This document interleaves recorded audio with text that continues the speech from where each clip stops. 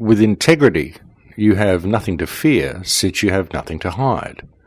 With integrity, you'll do the right thing, so you'll have no guilt. And this week's opening quote comes from Zig Ziglar. Welcome to Surviving the Matrix, ladies and gentlemen. My name is Maxwell Egan. It's a pleasure to be with you once again, and I will be your host for the next hour. Thinking of things such as integrity, you begin to see that a loss of integrity is something that this society strives to induce in everybody, in every single citizen that exists within all of our nations. And it is this loss of integrity which has, in a large part, led to the current human predicament. And that may be a strange thing for people to look at. I mean, most people might hear that and think, well, hang on a minute, Max, I've got integrity, I'm a good person. But really there's a higher harmonic, because you might be a good person, but in regard to the system itself has no integrity. And as I've said previously, when you have a psychopath that is in control of a system or a business or a corporation or a system of government or a nation or anything, then the morality of the psychopath becomes the morality of those who operate within the parameters of the system they have constructed. And therefore, even though we may be people of integrity who wish to always operate in a manner that exhibits integrity, when we are forced to operate within the parameters of the system, we simply can't do it because the system doesn't work that way. The system forces us to step outside of our integrity in order to perform everyday business actions. And if we were to maintain our integrity within the system, within our workings in the system simply couldn't function. Of course, what prevents people from doing this very often is a fear of losing their jobs if they step outside the lines that their company dictates. And again, this is because the company is based usually on psychopathic parameters, whereby when you start operating with any type of integrity within those systems, you simply don't fit the system and they replace you and put someone in there who is more likely to do what they want. But the point is that if we were to maintain our integrity in all that we do through our lives, we would see that we don't really need to support the system at all, because by supporting the system, we are forced every day in almost every action that we do to step outside of our moral compass and to essentially place our integrity aside. We kind of leave that at the doorway when we clock on in the mornings and pick it up from our lockers when we take the bus home. And that's not really the way we should be doing things. If we were to operate within these parameters of integrity all the time and apply these parameters to our everyday actions, even in the workspace, we would heal the world very, very quickly. And again, what prevents people from doing this generally is fear, when really if they were to simply stay always within their moral compass and ask the right questions, then they need have no guilt in their actions, and so therefore they should have nothing to fear. Because it really isn't about maintaining your position in whatever company you're working in. The goal really is to expose these companies for what they are, because they're not really anything that we need at all. Not when you understand how reality works and what the human species really is and what we are really capable of. This entire social system, the entire economic system, our factories, everything we do, everything about Western society is completely wrong. And there's not too much that we do right at all, really, when you look at it. When you look at ancient civilization, you look at how the world has been run in the past, and you look at some of the accomplishments of some of the past civilizations that we had here, or the past civilization that we had here. The one that we've got now is this prefab thrown together monstrosity, and underneath it all is a human slavery system. And we really do need to recognize this for what it is and step back into our moral compass and start operating always within integrity and having no guilt in what we do. We need to question authority, folks. We need to question what we're doing, question the direction this system is going, and stop being led into all these theatres of conflict and all this rubbish that our governments are leading us into, because all of it is theatre.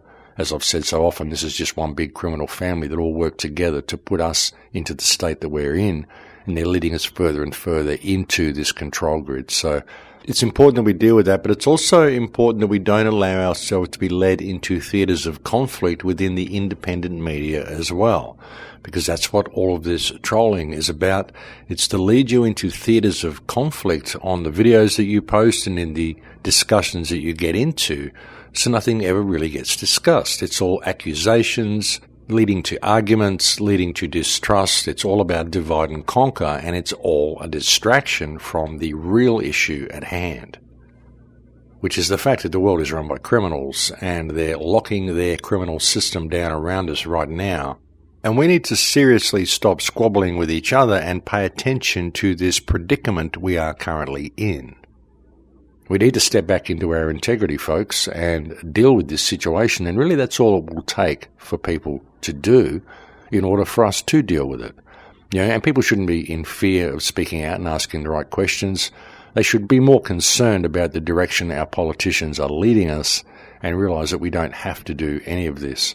And for anybody who's travelled the world the way I have, I'm sure you've seen, and for any of those who do travel will see, that there isn't anybody anywhere who wants to go to war. There's nobody anywhere in any country that wants to invade you or wants to kill you. All of these conflicts are cooked up by government, and they're all contrived, and they're all done for a reason. And all of this stuff is pretty well being exposed now if we can start banding together in some way, stop hacking each other down, as I said on the show last week. And when I say band together, I'm not saying create some sort of a movement. We don't need a movement. We don't need any leaders in this, but we do need some sort of unity of focus. We really do. That's the big problem with the entire resistance, is that it has no focus. Everybody's hacking each other down because they have a different opinion to them, or they're investigating a different rabbit hole to them. And we've just got to put all this stuff aside because we are in a state of clear and present danger. So put all these differences aside, we're all facing the same fate here. I mean, even the people who work within all these corrupt industries, as I said, many of the people in lower levels of government and lower levels of Hollywood and lower levels of media and all this sort of stuff really don't know what they're swimming in. A lot of it is the bigwigs, the TV news anchors and hosts of big variety shows and talk shows. I mean, I'm pretty sure most of them know what's going on. But a lot of the small fries, they don't know what they're swimming in. And many of these people appear to be waking up to the fact that something's terribly wrong. So I think we've got a huge opportunity here, ladies and gentlemen, if we can get a little bit of focus. I mean, the thing is, when these people wake up and they start going public, they need support from the independent media. But again, a further problem is that even though many of them are waking up, many of them still believe there is some sort of political remedy to be found, and a lot of the independent media still believes there is some sort of political remedy to be found. But the fact of the matter is that there isn't. We're never going to get any remedy from government because that is not what government is structured to provide. That is not the purpose of government. The fact is that we don't need government at all. And as I alluded to on the show last week, if you really start going down the rabbit hole and you're prepared to think right outside the box and you really start looking at things and connecting the dots, it would appear that government hasn't actually been here for very long anyway. And we really don't need any of these things, folks. There is no remedy to be found in government, and there never will be. In fact, all the problems that we face all come from the hand of government. And the fact that they do, well, that should be a little bit of an indication to everybody that that is the purpose of government. To create problems, to limit human potential, and to create the situation that the world is now in. Otherwise, the world would not be in this situation. And that is why there will never ever be any remedy to be found in government. But still, people do enter into that system, good people who do want to make change, and they believe it will work, and that is why they enter into that system. So we've got to be careful who we're judging and look at what their actions are and take into account the system that they are forced to operate within. And also bear in mind that they are probably completely unaware that they are going to be forced to operate within psychopathic parameters once they enter into that system. And then even when they're operating under those parameters, very often they just see it as economic parameters or bureaucratic parameters. They don't ever step back and look at the bigger picture and simply ask why any of this is there to begin with. And that's the thing, you see. The problem is that even people who want to make change, good people who enter within the system, people who get jobs as politicians or whatever, very often they want to make a difference, but then they're forced to operate within completely corrupt parameters which have no integrity and force them to operate outside their moral compass. And very often in this situation they're getting such a high pay that they're prepared to put a few of their morals down and sort of do what they're told because they like the paycheck they're getting. If they are someone who won't accept the paycheck and want to maintain their morals, well, they'll just get squeezed out and end up a backbencher somewhere not being able to do anything. And if there's someone who really takes to the system and likes the whole concept, Then they'll get taken to a nice party somewhere and they'll get compromised in a brownstone operation so that the hand at the top has some dirt on them, and then they'll get promoted to a position of power to always do what they're told from that point. And that's the way it works, folks. Not everybody who works within the system is corrupt, but those who have any position of authority are all compromised before they get that position or very soon after they gain that position, otherwise they wouldn't have the position. But it isn't that everybody within the system is compromised. They all just think the system is real. That's the problem. And what we need to do is try to find a way of reaching these people and help them to understand what they're actually swimming in. But that's the way it works, folks, and that's why you'll never get any remedy from government or through the legal system or anything. I mean, all the legal action that we would care to mount against anybody within the system, the only thing we can really hope to gain from it is to demonstrate to the people around us just how corrupt the system is and how little remedy it is prepared to provide to people. Because the system isn't there to provide a remedy for people, it's there to tie them up in red tape and to provide escape mechanisms for the politicians who are committing the crimes. And the best hope we've got with any type of legal action that we take is simply demonstrating this to the people around us, because that may help them see the fiction that they're living in and the fiction that they allow to control their lives. Now, the big problem is that most people don't even realize they're doing this because they believe the system is real, and the best thing we can do is demonstrate to them that it's all fiction and they don't really have to be doing any of this anyway. And it's really not that hard to do, folks. It really isn't. When you look at the system, you step back and look at it. I mean, they've certainly given us a lot of fuel to be able to demonstrate to people exactly what it is that we're all swimming in. I mean, there's certainly no shortage of corruption and backward legislation in our societies. And if people really start to think about what it means to be a human being, perhaps they'll start to ask these questions. And all you've really got to do, I believe, is to point out the obvious to people. And that's really all I've ever done on these radio shows, is just point out the obvious to people. I mean, nothing about the system has any integrity. Government certainly doesn't have any integrity, folks. I mean, look at the London government, for example. The government of Theresa May spent, £1.8 million or £2 million or something on fireworks for the New Year's Eve display over Christmas and New Year period of 2017-18. And over that period, 10,000 Britons died of cold because they were stuck without being able to afford heating in their houses, or they were simply left out in the cold somewhere homeless to die. And the government could have fixed all of these problems. The government could have spent that 1.8 million or 2 million pounds on providing heating for the poorer people of their society. But the government isn't about providing anything for their society. The government is about squeezing their society out of existence and slowly depopulating the planet. The government did very well last year. They managed to depopulate 10,000 over Christmas simply by denying them access to normal heating. And this is completely reprehensible, and it shows that you have a government that is run according to psychopathic parameters. Look at the US government. It's the same thing. In the US, so many people are homeless in the United States. The medical system in the United States, you've got to sell them an arm and a leg in order to fix up the other arm and the leg. It's ridiculous. You pay through the nose, go and sell your kidneys or something in order to fix a cut in your foot. And it happens all over the world. The Australian government is all about depopulation with its vaccine program.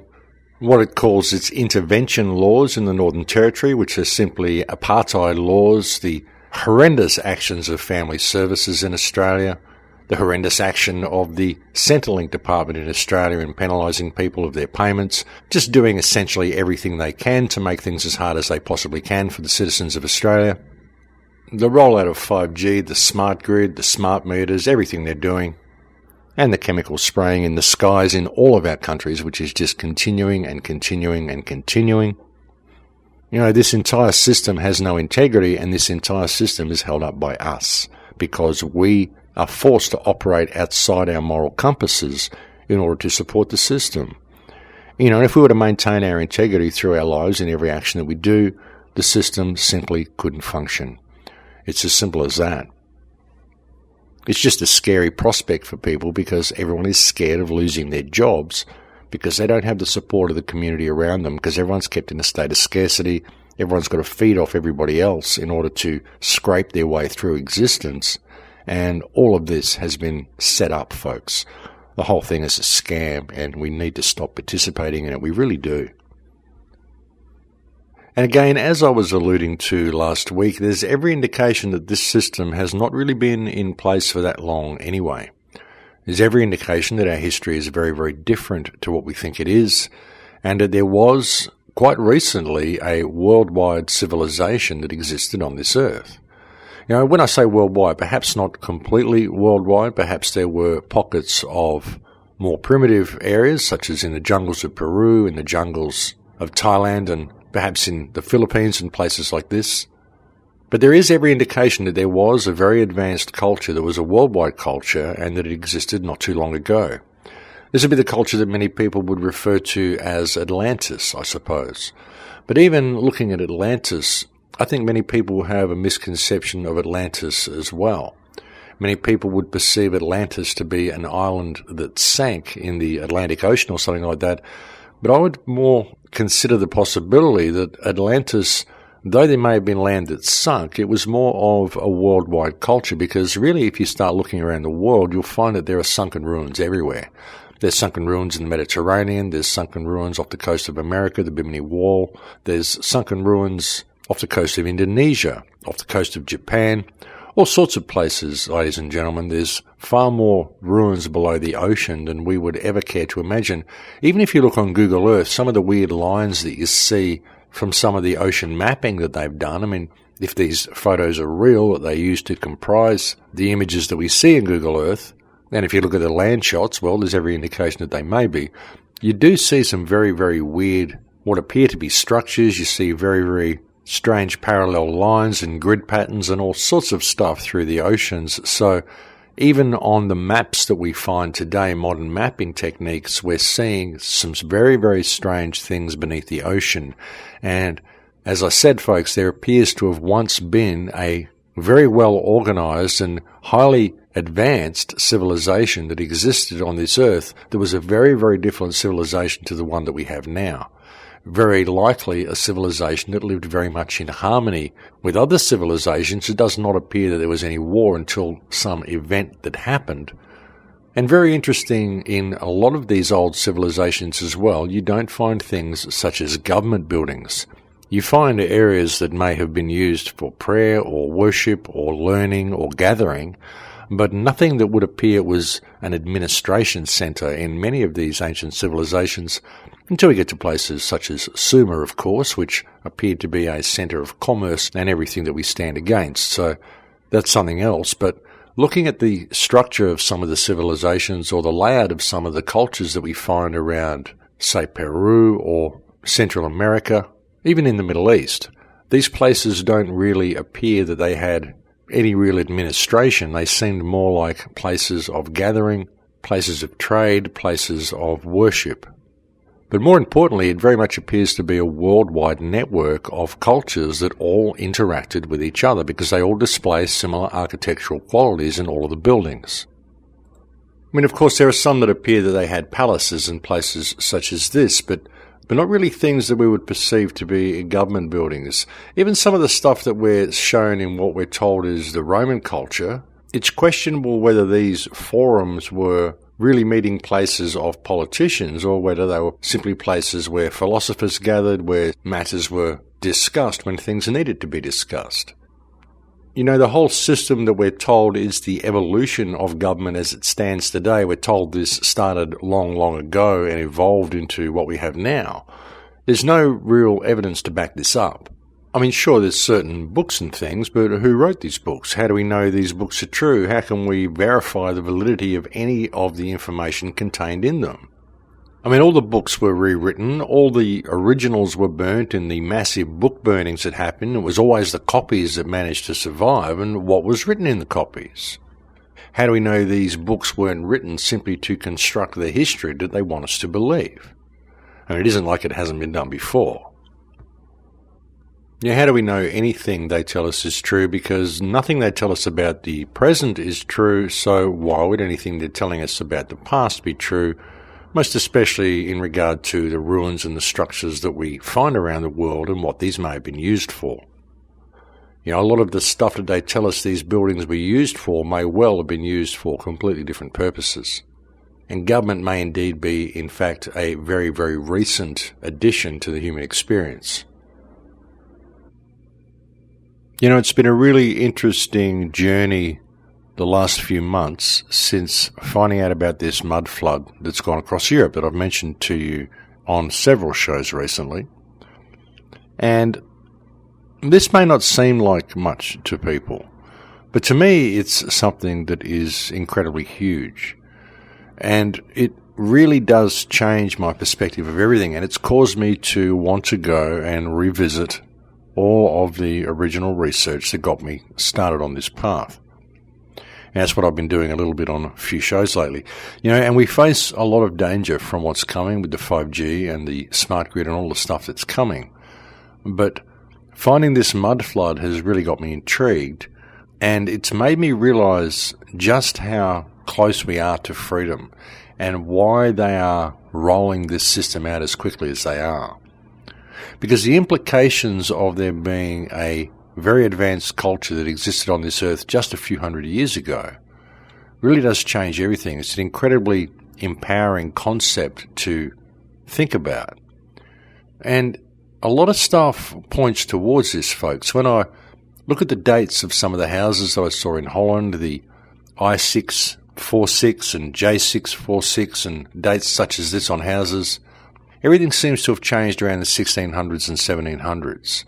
I mean, 1553, the Spaniards invaded the Incas and wiped out the South American civilization. 1582 or something, they changed the calendar and introduced the Gregorian calendar. Then in December of 1600, the East India Trading Company was formed, and they went out and formed the pirates and started wiping out shamanic cultures all around the world. Through the 1600s and 1700s, you've got the Shakespearean Revolution, where the language was changed. 1770, Australia was founded, and even when you look at the concept of the Illuminati, the meeting by Adam Weishaupt and all this sort of stuff, this was in 1773. And the final meeting of that group was in 1776, and the founding of America was in 1776.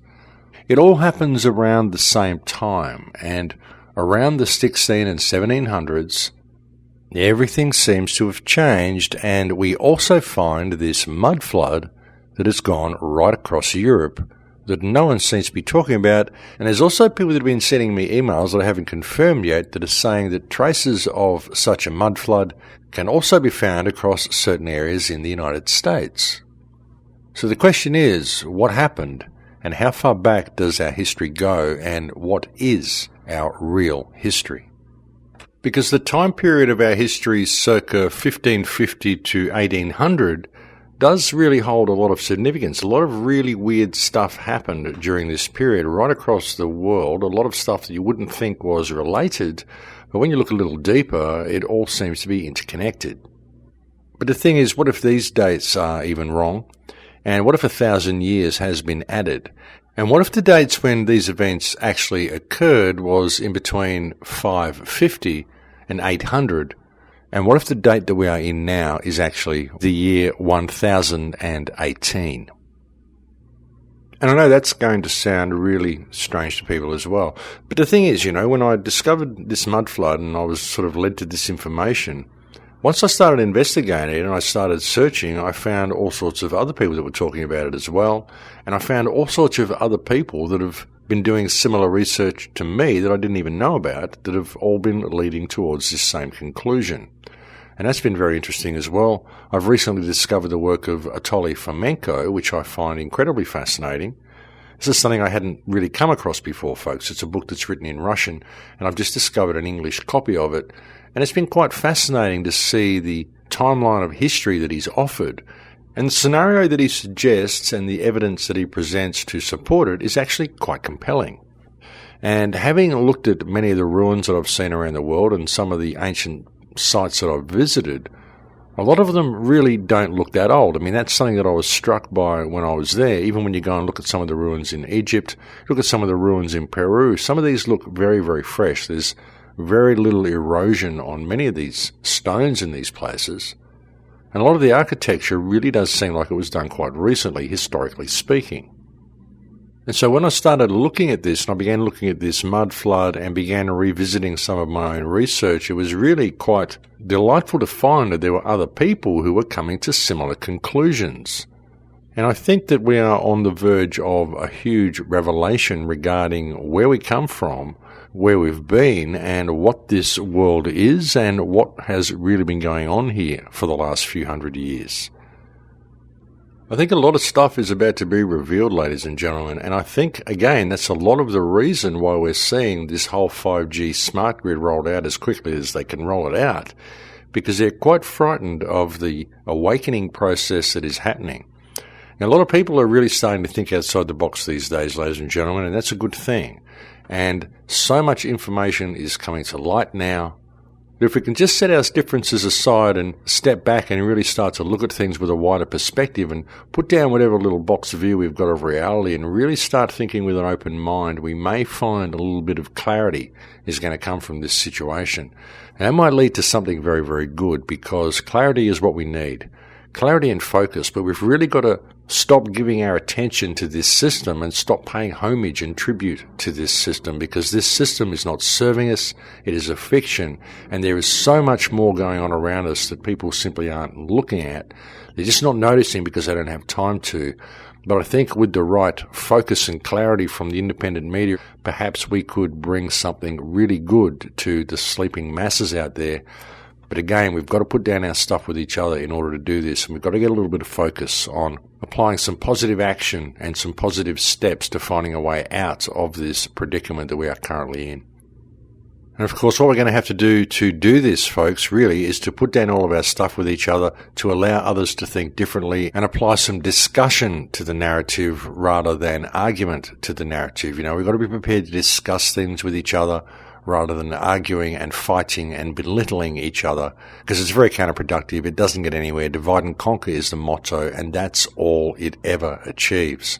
You know, so much of the independent media simply isn't open to discussion. They adopt a polarized view to begin with. They troll, make accusations, and then cause people to have to defend themselves rather than simply discussing whatever problems that they're perceiving. And that's a real problem we really do need to get over, folks. We've got to develop some communication skills again.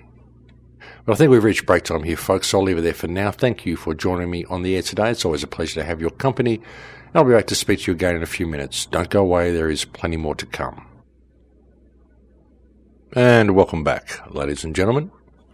You might notice there's a little bit of traffic noise here today as well, folks. I'm back in LA, back in Inglewood in a cheap motel, and there's a lot of aircraft noise, a lot of traffic going past, so I do apologise for that if you're someone listening to the show on headphones. Actually, at the start of this section, I'd also like to put out a message to the woman who came to see me at the chemtrail conference at Virginia Beach, who delivered a book to me and a donation and a poem and a little peace sign to me. I did want to catch up with you after the gathering, but I became very vague and distracted in my tired, burnt-out, jet-lagged state. You had left before I could find you, and I sincerely apologise for not getting back to you after the gathering, as was my intention, but I would love you to email me now so I could discuss a few things with you if you could possibly do that. So I just put that out there in the hope that you're listening.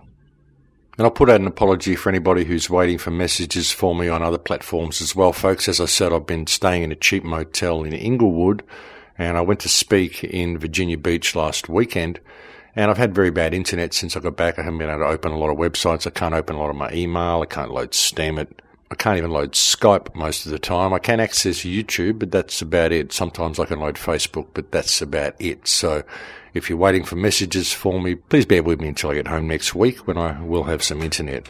Although I may get a little bit while I'm spending Monday and Tuesday in LA next week. You never know where I'm going to be, but hopefully wherever it is, I will have better internet than where I'm staying, because it really has been almost impossible to get anything done. I've even got to send the audio of this show to a friend of mine in Australia so I can edit a video and get it uploaded for me, because I just can't possibly do it from where I am. So, a little bit of housekeeping there. Getting back to the show, folks. The concept of them not only hiding history, but fabricating history as well, fabricating what history we do know, and completely erasing the past is a very, very confronting thing for a lot of people to consider.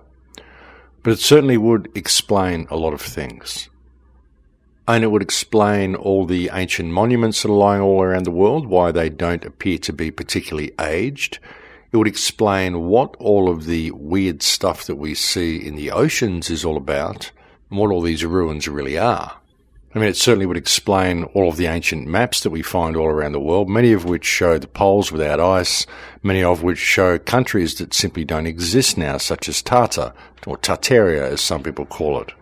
Many of the maps indicate that there were certain different cultures, different societies that remained reasonably stable, because if you look at the maps and you look at the dates on the maps, they date over quite a long period of time, and they all sort of show similar names for the countries. They may not be completely similar maps because they were made by different people, and of course the cartographers were probably more familiar with different areas, but the fact remains that they all contain countries that don't exist now, and they all indicate that there were basically 4 or 5 major cultures that existed on the earth, and all the little areas that consist of all the countries now that make up these regions were all just little provinces within these main areas, all of which had a similar type of culture. Well, that is what is indicated by the layout of the maps anyway. And these maps are as recently as, again, the 16 and 1700s. There may even be some from the 1800s which show countries that are completely different to the ones that we have now. When do we hear about any of these countries? I mean, through this whole region, we hear about the rise of the Mongols, we hear about the Russians, we hear about the Russian Revolution, all of this sort of stuff. We can even find talk of a country called Khazaria, where a figure called King Bulla decreed that his entire country convert to Judaism in what we're told was 740 AD. We're told these people were later driven out by, I think it was Genghis Khan, and they became the wandering Jews of Europe. We can read about Genghis Khan. We can read the story of Hannibal and the elephants. We're given quite a rich Roman history. How real that is really does appear to be in question at the moment as well. Some of the histories of China and all this sort of stuff, but there's no mention of Tartaria and what that was really all about, other than saying it was simply an area, but not really a country. Kind of like what they're saying with Palestine. And when you really look at it, and you look at the maps, and you look at the other countries that do exist that are still on the maps, and you look at the history that we're given, all the history that I just outlined for you, you can all go and read about everywhere, you really have to ask yourself how much of it is true. And how much of it was simply fabricated in order to cover up a history that is completely and utterly different to anything that we're told. A history that was simply fabricated in order to create the chronology needed to justify the existence of government, and to make us believe that government has always been there, and that this is simply the way the world has always been, and we shouldn't really think anything different. Because there's every indication that that's exactly what has happened. And there's also every indication that many of the great battles that we're taught existed or happened thousands of years ago may in fact have only happened hundreds of years ago. Many of them probably happened contemporaneously, and many were probably the battles that were fought to shape the world into what it is now. And there does seem to be little doubt that Tartar or Tartaria probably played a reasonably large role in whatever our culture was before that time, simply because the entire nation has been expunged from history, as I said, other than a mention that it was an area, but not really a country. And yet the region of Tartar or Tartaria is a huge region which takes up virtually all of Eastern Europe and possibly parts of Russia and other countries besides. So again, what were these countries and what was really going on in our recent history? Because again, many of these countries are very different to anything we are taught today. And many of them also show very different type of societies that we have now as well, such as through Holland, there's old maps that show star forts all through Holland. And these are really quite fascinating, and they appear to be all through Holland, or what is now called the Netherlands. And there seems to be a very, very real effort being undertaken by the powers that believe they be to cover them up. I mean, you do find little remnants of them in the canal systems in certain areas, such in Haarlem, but the main bulk of the star forts is all gone and seems to be deliberately removed and changed so that people won't see this. But yet you can still find old maps of the Netherlands which show star forts, some of them with quite recent dates, again as recently as the 1600s. And virtually all maps from prior to the 1600s, maps from the 1400s and the 1500s, all show Tartaria quite clearly on the maps. And in the same with many old maps of the Netherlands or Holland, where you can find star forts quite clearly marked on the maps as well. And you might even find that these things are in other countries, but it's very interesting. They're a very, very interesting looking structure. I've actually got a friend who's looking up maps of old star forts. He's set about locating old maps of Holland, and he's attempting to find the places where all these forts are, because if you get the old maps, you can sometimes superimpose them over modern maps. You can find the layout of the canals will lead you to where these old star forts were. And that'll be something that I'd be very interested in looking at as well if he ever gets a chance to finish that. Even something that I'd like to do myself, or if there's anybody out there that would like to do that, I'm sure you'll be able to find maps of old star forts in Holland, and if you look through the canal complexes through different cities in Holland, you're bound to find where these are. It may take a little bit of effort, but if you're diligent enough, I'm sure you'll find remnants of all these star forts right throughout the Netherlands. As I mentioned before, you'll also find remnants of the mud flood through the Netherlands. There's buildings in Leiden where you can see clear evidence of this mud flood. There's also a building that we saw in Haarlem when I was there, which looks like it has a whole layer underground. It could possibly be a wine cellar, what we saw underground there though, but it was a very, very strange looking subterranean level, and it had a doorway which didn't really look right at all, because the doorway seemed to just walk straight into the lower road. There wasn't a staircase going down there. It actually looked like there was a doorway going into this wine cellar looking place. And it may not have been a wine cellar. I mean, it just had this arched looking top, or a series of arches on the top. In fact, I'll see if I can get a friend of mine to send a photograph of it. Perhaps he can even get it to me by the time this show goes to air, and I'll be able to send it to my friend in Australia, and he can include it in the video version of this radio show. But suffice to say, there was no stairway going down to it, but it did have a doorway-looking area, but the doorway sort of walked straight into the road beneath your feet, which was very strange. So there's a lot more going on through Europe than what we've been led to believe, and a lot more than what we've been told. So the question is, why aren't we taught about any of this stuff in our history? And not only why aren't we taught it, but why isn't it even acknowledged, and why, when you bring it up, does academia kind of shout it down? They just attribute it to oddities. Oh, weird structures, we don't know what they're for, mysteries that we don't know how to solve, or whatever. They just put it in the too hard basket, and they don't want to talk about it. And a red flag should go up there for everybody, because if all this evidence is there and they simply don't want to talk about it, well, you've got to question why that is and what really happened. Because truth does not fear investigation. Truth stands as its own defense. And really, folks, getting back to the start of the show, integrity should be something that stands as its own defense as well. And there is integrity in investigating these things and in facing the truth about our situation. There really is, the great revealing that's happening at the moment. As I said at the start of the show, all we need to really escape this system is to stand in our integrity, to make this revelation actually mean something. And it will mean something if we are prepared to do that and put down all that stuff with each other and stop believing that all of this fiction is real. I can't stress to people enough how much these governments work together and how much theatrics is involved in this entire system. Nothing about the world is the way we're told it is. All of these wars are contrived. All of it is rubbish. It really is. There's no enemies. There's no countries that want to go to war with any other countries. It's all governments that do all of this stuff. It's all governments that have covered up all this history and hidden our past from us.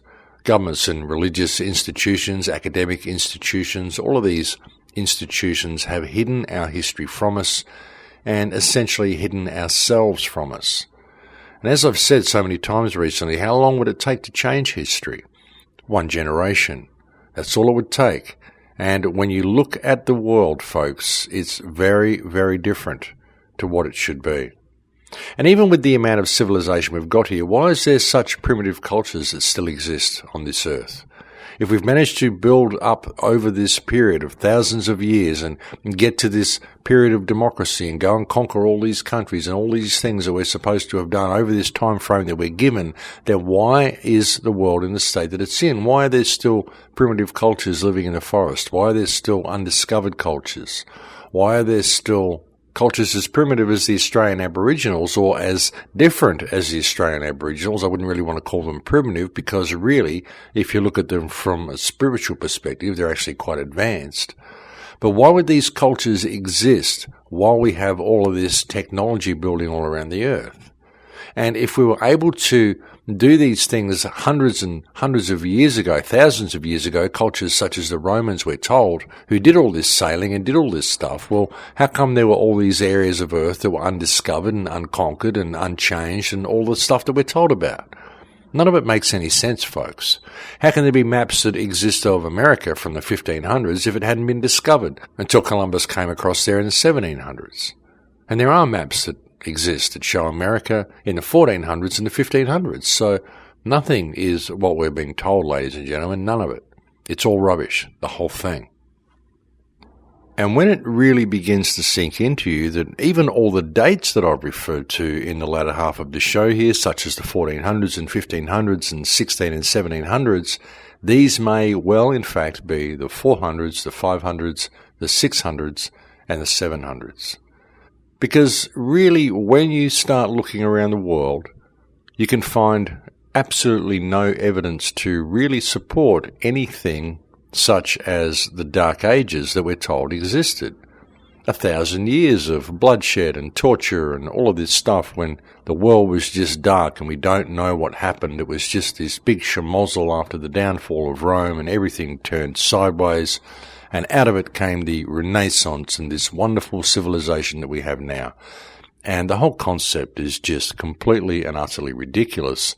And it simply doesn't correspond to the evidence that you find lying all over the earth, because what the evidence says is something very different. What the evidence says is that there was a worldwide civilization that actually got along quite well with each other, that existed only a few hundred years ago, and that something happened which wiped this civilization out, and we have to really wonder what that was, where that threat came from, what these wars that were all fought back at that time were really all being fought for, who the invader was that was being repelled, who the battles were being waged against. Because if the countries all lived in such a harmonic state and such a peaceful state for so long, which according to the maps it would appear that they did, because the maps remain reasonably unchanged for reasonably long periods of time, then you have to ask what happened, what the whole conflict was about, and what was it that changed things and locked us down into this state that we're in now,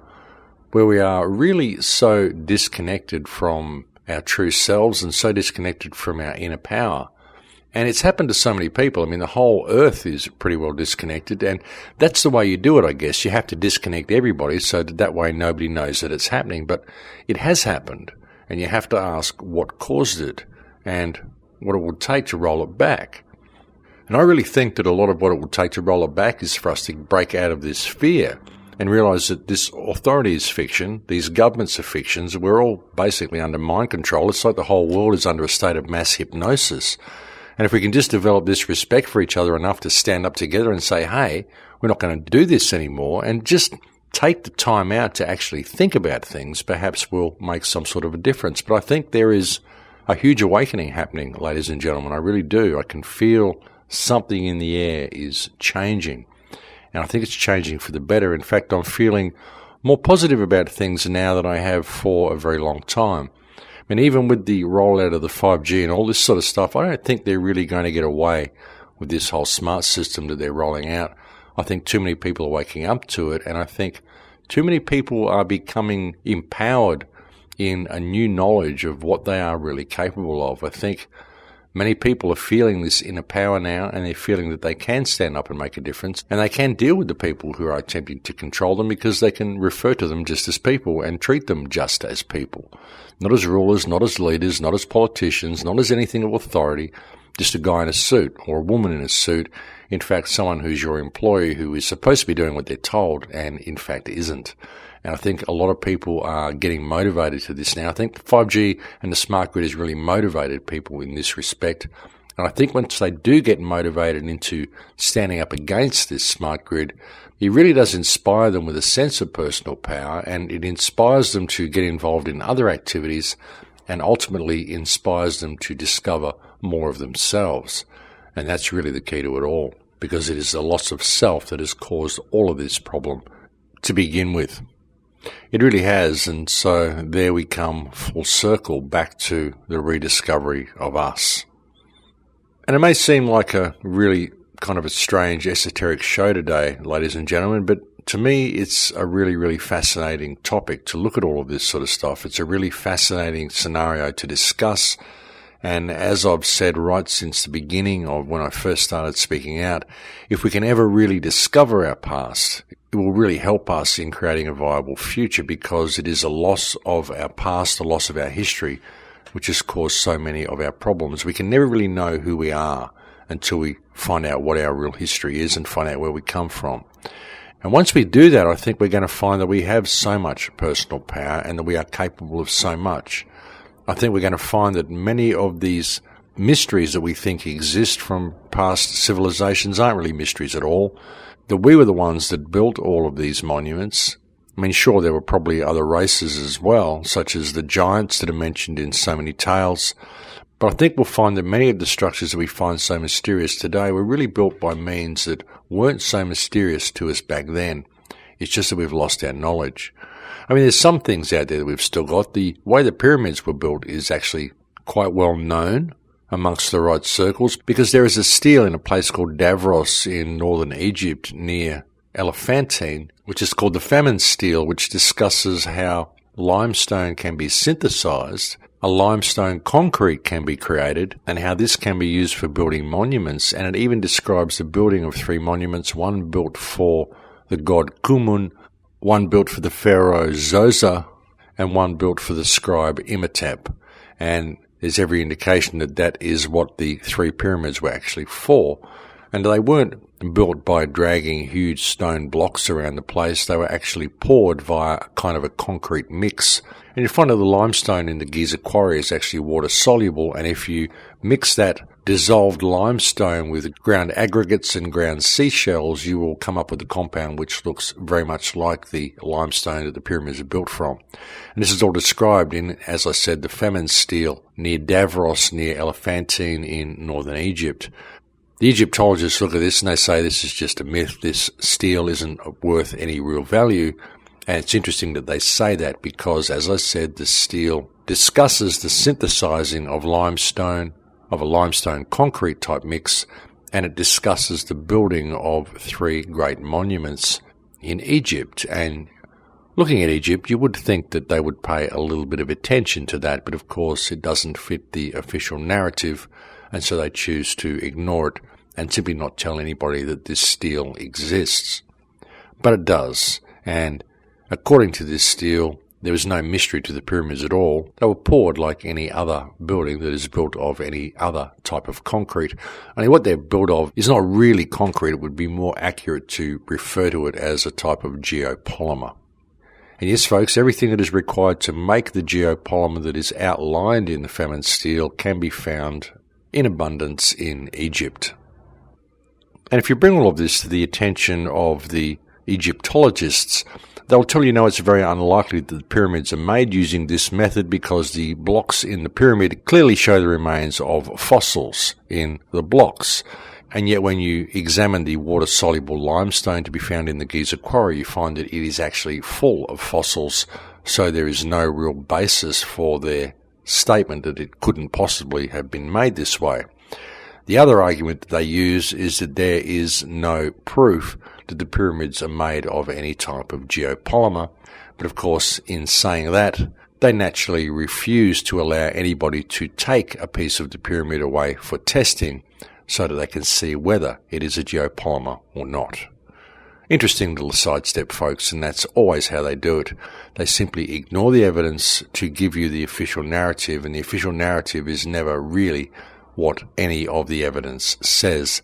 It's simply what fits the official story and fits the control grid, and we're not supposed to ask questions about it.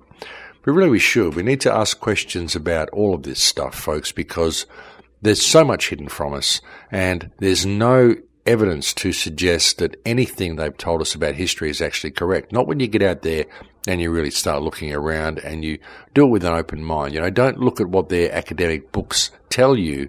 Just keep an open mind. Look at it with your own eyes and touch things with your own hands and use your own mind and draw your own conclusions. As I've said so very many times, all the world is a stage. But how far back does the theatre go? That's the question.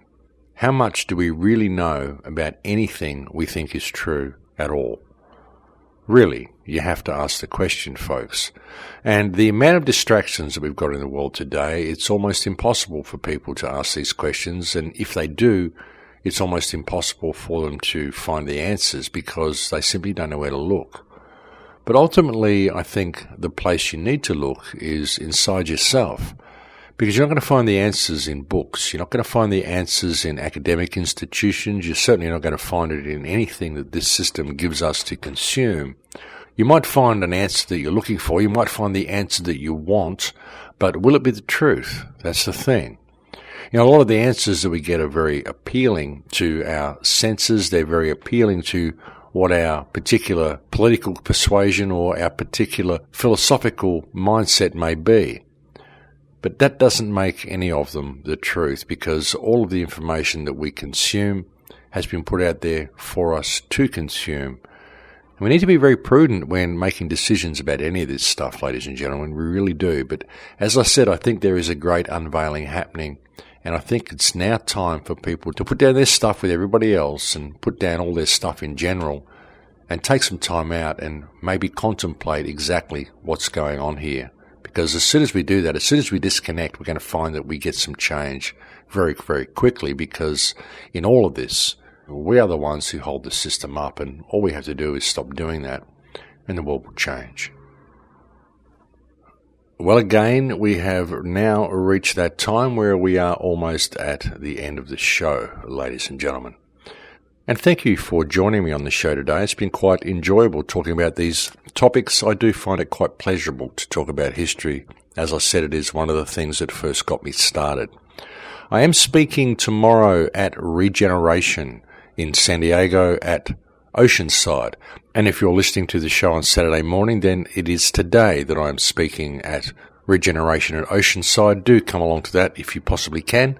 I'm speaking there with Benny Wills, Bernard Gunther, Sophia Smallstorm, Carrie Wedler, a whole bunch of people, and it's going to be a really good day. And if you are coming along, I'll look forward to catching up with you there. That will be my last gig for 2018. And I really am looking forward to getting home next week, which is what I intend to do. I'll be spending a couple more days in LA after the gig, and then I'll be heading home to Australia. And that's been a long time coming, folks. I didn't intend to really get there till October. I had intended to go back to the jungle, back to Peru, but I've just decided to cut the travelling short because I am just too exhausted these days, and I really do need to go home and recoup a little bit of energy. So that is the plan for next week. I'm not going to be bringing you a show next week because I'm going to be jet lagged when I get home, and I'm going to be getting home on Thursday, and I don't think I'm going to have any chance to record one. So I'm going to have to take the week off next week, folks. You'll have to play a rerun. But I think there is an interview or two scheduled for next week anyway, so you'll probably get something out of me in that respect anyway. But thank you to all those who continue to support the website. Thank you to all those who send me so many wonderful, kind emails. Thank you to all my Patreon supporters. You are the only thing that keeps me going. I really couldn't do any of this if it wasn't for you. And thank you so much for bearing with me through the rough patches of the last 18 months. It really has been quite a grueling 18 months, folks, being on the road and getting all these shows done while I've been on the road, but I've kind of managed to get them mostly out. But thank you for putting up with me through this whole period. As I said, I will be having next week off because I simply can't see myself having the strength to get much done. But I will look forward to speaking to you again the week after that, and as I said, you will get a couple of interviews between now and then anyway. But thank you for joining me on the show today, folks. It's always a pleasure to have your company, and I'll look forward to speaking to you next time I'm able. Please take very good care until then. In Lakesh.